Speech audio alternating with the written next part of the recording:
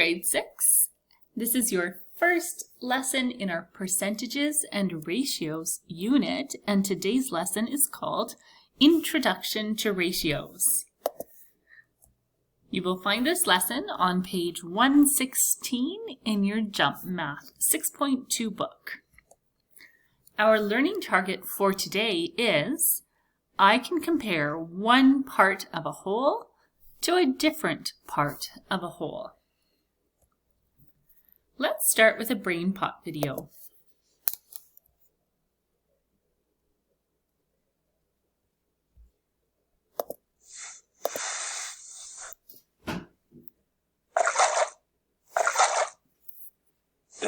What's that smell? Shouldn't you be diluting this stuff? I guess we're lucky the floor's still here. Dear Tim and Moby, can you explain ratios and when we should use them? From Nanellen. Well, Moby should have used a ratio to make his cleaning solution. A ratio compares two quantities by division. They come in handy when you want to compare a part of something to the whole. When you see instructions like 1 part floor cleaner to 10 parts water, you know that a ratio is involved. In the case of the cleaning solution, it's the parts floor cleaner divided by the parts water. Or, as we say in ratio land, 1 to 10. Parts is just a placeholder unit. If you use 1 cup of cleanser, you'd use 10 cups of water. 1 gallon of cleanser, 10 gallons of water. You can write a ratio in 3 ways. All of these forms signify the ratio 1 to 10. We can write another ratio that compares the total number of squares on this floor to the number of black squares. There are 48 squares in total, and 24 of them are black. That's a ratio of 48 to 24. Like a fraction, this ratio can be simplified to 2 to 1. So, for every 2 squares on the floor, 1 is black. Make sense? Great! I'll go get some water to dilute this cleaning solution. Oh, slippery, huh? Well, thanks for the warning. I'll be sure to watch my step. A ratio is simply a comparison of two quantities. Recipes often use ratios. Let's look at this simple recipe for lemonade. The recipe says, mix 1 part lemonade concentrate with 3 parts water.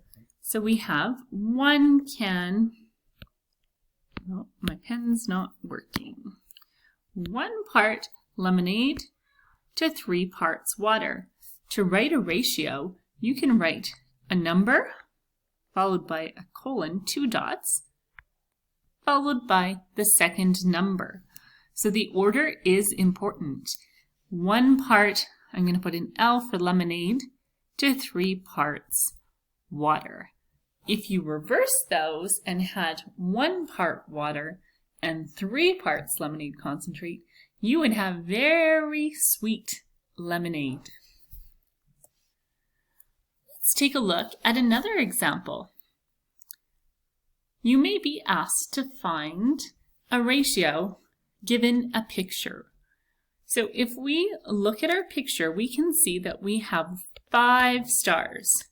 3 of our stars are purple and 2 of the stars are yellow. So remember, in a ratio, we are going to pay very careful attention to the order. So the first one says purple to yellow. So I can see that there are 3 purple stars. Purple is listed first. The word to we'll replace with a colon. And we can see that there are 2 yellow stars. So the way you say this ratio is 3 to 2. What about if we are asked for the ratio of yellow to purple? It's simply the reverse. So we have yellow listed first. So we're going to list 2 first, followed by a colon, and finally 3 purple stars. Oh, I made a spelling mistake here that says starts, not stars. What about if we have purple stars to total stars? All right, let's start with purple stars. We have 3 purple stars, follow with a colon. Now our total number of stars is 5. So sometimes you may be asked to compare part of this whole to the total number. So make sure you're reading carefully what you are being asked to state as a ratio. Please open to page 116 and we will try a few questions together. Question 1 has a large series of shapes and 6 parts to this question. So part A is done for us. The ratio of moons to circles. So there are 2 moons and 6 circles. So the ratio is 2 to 6. All right, let's try part B together. The ratio of triangles to moons is, so triangles is listed first. There is only 1 triangle. There are 2 moons, so the ratio is 1 to 2. Let's take a look at F and then you can try the rest together. The ratio of squares to figures. Figures is a fancy word for shapes. So first, let's find how many squares there are. 1, 2, 3. 3 squares. And how many shapes do we have? 15. So our ratio is 3 to 15. Please try the rest of question 1 on your own. Question 2 says, write the number of vowels compared to the number of consonants in the word. Remember, in our alphabet, our vowels are A, E, I, O, U. And for today, let's not consider Y a vowel. So consonants are all the rest of the letters. Part A has been done for you. We will do part B together. So first I'm going to find my vowels. I have 1, 2, 3. Oh, look at that. They're all the letter A. So vowels is first, consonants is second. 3 vowels and 1, 2, 3 consonants. So our ratio is 3 to 3. Please try part C and part D on your own. Question 3 says, write the ratio of the lengths. So remember, line segments are named by the beginning and end point of that line. So AB refers to this section of the line, and we can see that it is 3 units long. DE is 6 units long. So the ratio is 3 to 6. Please try the rest of question 3 on your own.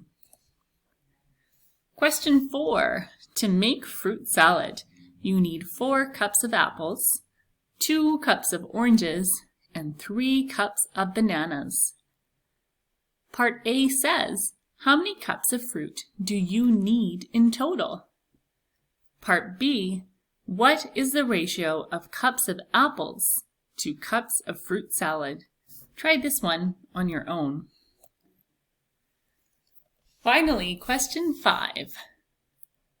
Given that series of shapes or figures, part A says, what does the ratio 2 to 3 describe in the pattern above?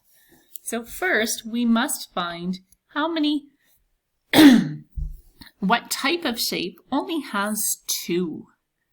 As I glance through the pattern, I notice that there are only 2 triangles.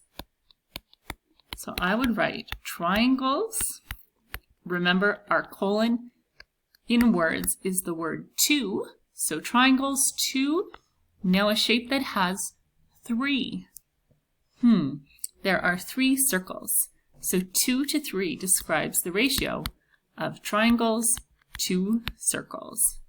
Please try part B on your own, and now I'll read part 6 for you to try.